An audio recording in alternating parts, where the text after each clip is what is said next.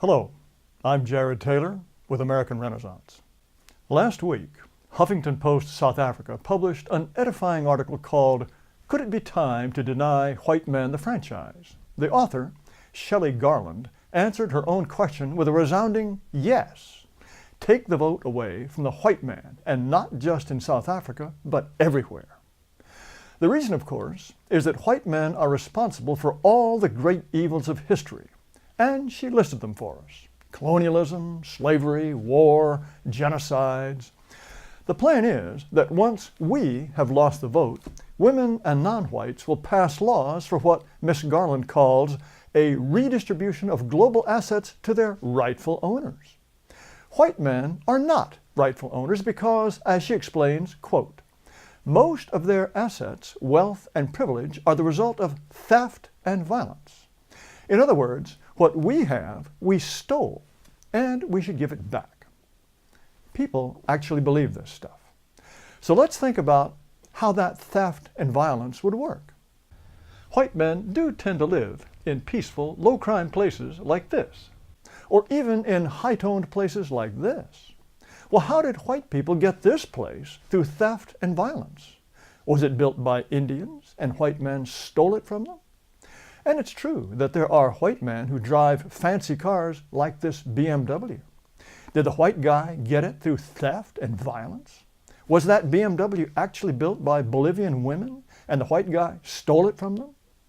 And we have power generators, we have huge oil tankers, all stolen from somebody somewhere, I suppose. Okay, maybe our theft and violence aren't quite that direct. One theory is that black slave labor, for example, is what made America great. If anything, slavery held back economic development. If slavery was so dynamic and productive, why was the South the poorest part of the country generation after generation? Now, it's certainly true that slaves helped white laborers and craftsmen build the White House. Does that mean the White House couldn't have been built without them? Of course not. White people built this building 1,000 years ago with no help from anyone else. And they built this one more than 2,000 years ago. And I don't think white people stole either of them from anyone.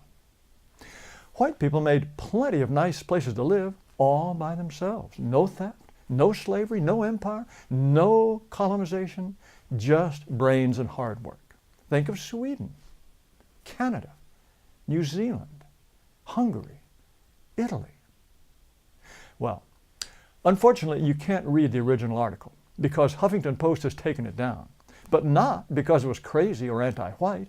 Here's their explanation, and I quote, "We have done this because the blog submission from an individual who called herself Shelley Garland, who claimed to be an MA student at UCT, that's University of Cape Town, cannot be traced and appears not to exist." It turns out the article was written as a deliberate hoax, and HuffPo fell for it. I wish I'd written it. But the real story here is not that the story was fake. The real story is that a lot of people, including a certain number of miserable white people, believe this foolishness. The editor of HuffPo South Africa, Virshani Pillay, defended the article as, quote, pretty standard for feminist theory.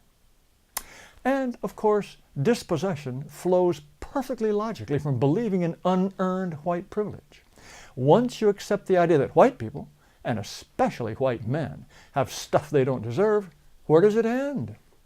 It ends with the idea that the wealth and power of the West, of the white man, are all stolen goods. Of course, that wealth came from the Industrial Revolution, from science and mathematics, from discoveries and achievements that virtually without exception sprang from the minds of white men.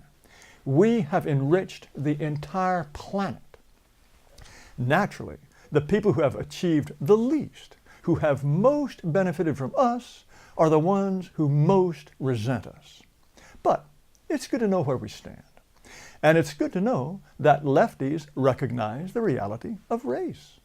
When it suits them, when it comes to moving into our countries and displacing us, race is to them just a social construct. But when it comes to white privilege, or punishing people for it, You won't get out of it by saying, who, me? There's no such thing as race. When it suits them, race is solidly biological. So it's good to know what others have in mind for us. What we do not defend, they will take. So thank you, Huffington Post, for an article, fake or not, that spells it out so clearly. And thank you for watching. And be sure to subscribe to our YouTube channel and visit us at amran.com.